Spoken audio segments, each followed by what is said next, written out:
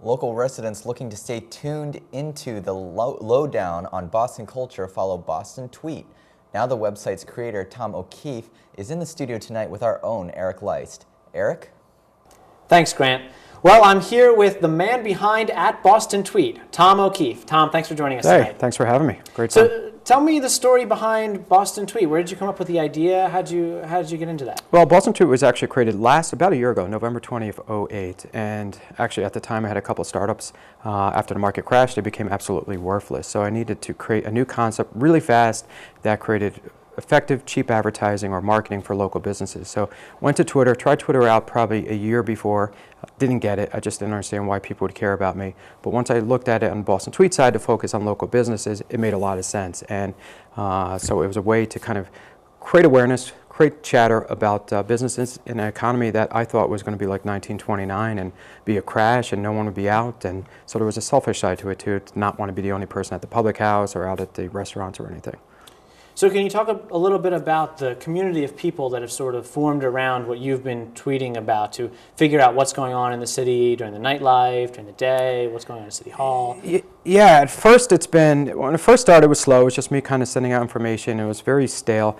And then people started sending great feedback back, like what's the best pizza place? What's the best burger spot?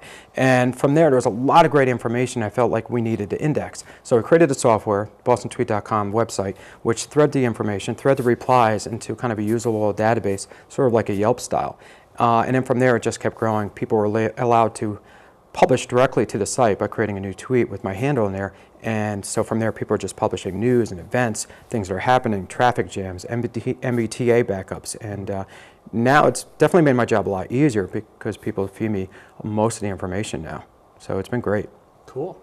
So it's interesting how we see the internet sort of breaking down geographic boundaries, and then what we see, especially in Boston and with what you've been doing, is sort of putting those geographic boundaries back in terms of the internet. So can you talk a little bit about how this town, specifically Boston, has embraced internet technology and Twitter especially? Yeah, well, Boston's a very technical region. We have 250,000 college kids. We have one of the best technical schools in the world.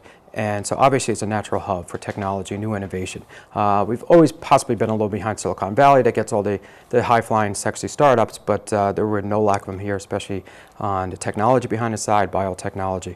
So the amazing thing about Twitter, you can talk with anyone in the world, you can converse with anyone, you can converse with celebrities without any barriers, but it also is very effective in just bringing it back home to your local community, and that's kind of where Boston Tweet works really well. I'm not trying to talk about every city, I don't know every city, just keeping it focused here locally. You get to meet pretty much the majority of people that you follow, and it creates that connection and that bond, and becomes even more effective when you focus locally and have a niche. So shifting gears a little bit, let's talk about that contest that you just ran, basically asking which college in the Boston area embraces Twitter the most. What was that like? That was an amazing response, and it's awesome to see the school spirit behind all the universities here in Boston. So basically I asked, what college in Boston, Boston-based college, is the most Twitter-friendly university in the city, in the greater city? And the response was overwhelming. It blew me away. It was kind of the official BU and Emerson and Boston College handles trying to get their alumni to tweet about it, really starting to build up school spirit and really getting kind of a very rooted rivalry between everybody. So received roughly about 400 replies, and BU ultimately in numbers won. I think with roughly about 150 replies for BU, and as you can see from here, they're definitely a very on top of the communication world. Emerson, have to give them a hat off to Emerson. They, with a much smaller population, did very, very well with about 100 replies, and they're quite impressive when it comes to communication. And it's no surprise, BU and Emerson are top communication schools in the city. BC's politics and finance, and Tufts also did very well, but they're possibly a little more focused on the medicine side. So it really speaks to exactly the focus of the university. Great.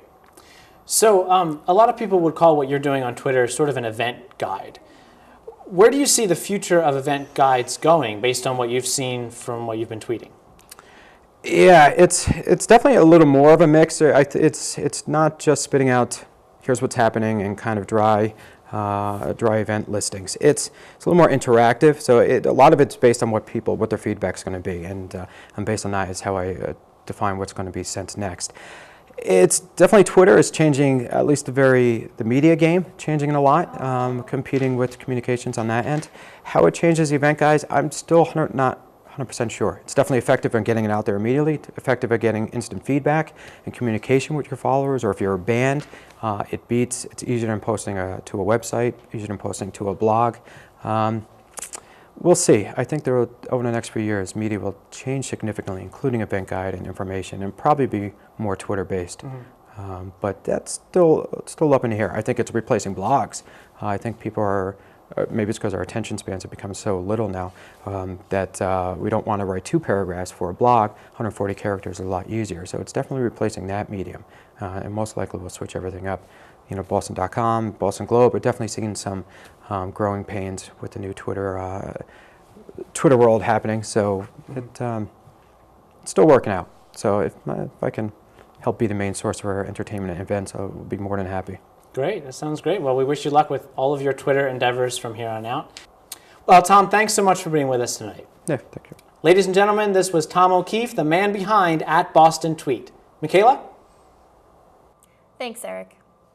October 17th marked 8 years of war in Afghanistan. Boston joined over 40 other U.S. cities in a national day of protest. Daniela Granica has more from the peace rally at Copley Square. With her grandmother at that point to continue her education. Saeed Ahmed wants peace. The U.S. track runner is calling on Washington to help stop international genocide after witnessing his cousin murdered in Ethiopia. At the same time, United States, all of us together need to stop supporting those people who's genociding people. We need to stop. Saeed joins hundreds of other protesters in Copley Square, speaking out for peace and for an end to the Afghanistan and Iraq wars. We're killing people who don't deserve to die, and Americans are doing it. After refusing a second tour in Iraq, war veteran Mathis Shiro spoke from experience with advice for President Obama. He needs to have every single troop out of Iraq and Afghanistan and Pakistan within the year. All the money that gets spent for these wars could be spent for health care, education, jobs, all kinds of social needs. Protesters hope that rallies like this one will help inspire change in U.S. foreign policy. They are supporting such criminals, which is quite dangerous for the future of Afghanistan. Unable to show her face out of protection from Afghan extremists, Afghan women's activist Zoya says real change will come from a shift in U.S. government support. Many protesters shared their message of peace through signs, banners, and flags, while activist Roy Zimmerman put his message to music. And no one steals and no one fights for civil rights. Let's go to real America. After the rally, protesters took their message to the streets, walking from Copley Square to Boston Commons and back. Reporting from Copley Square for BU10 News, this is Daniela Granica.